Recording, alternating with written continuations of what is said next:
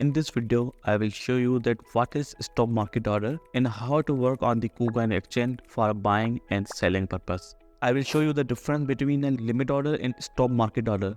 So if you want to sell or buy in a very professional way, then you must know how stop market order works. The stop market order is simply when the coin's price reaches the trigger price that you set for the stop market order. Then your order will be converted into a market order and will be filled instantly.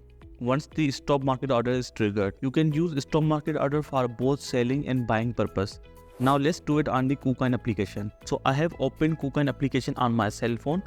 Now to use stop market order, select any coin in which you want to implement stop market order. Let's say I want to implement stop market order into BTC for the buy purpose. Select BTC USDT, select buy. Now let's say if you want to implement stop market order for the buy purpose, first you have to select stop market. Now stop market order is simply that whatever you put on stop, so when the coin price reaches to the stop price, your order will be converted into market order and it will be filled instantly. Similarly, if you put limit order, so whatever you price set here, so your order will be triggered according to limit price, not on the market price. So the difference between the limit order and stop market order is that stop market order simply convert your order into market order, which filled instantly on the coin's current price, and limit order fills when the coin price reached on the limit point. So if you want to be 100% sure and want to hit your order instantly on the market order, then you have to use stop market. Let's say when Bitcoin reaches on 42,000, then instantly buy Bitcoin for the 12.27 USDT. There may be little bit price different when your stop market order hits. So here is a little definition about the stop market order, which I have already told you. Let's put buy BTC, trading password. Alright. So here you can see we have one open order in advanced order section. Here you can see a buy stop market order has been placed on this date. Filled amount is 0.00.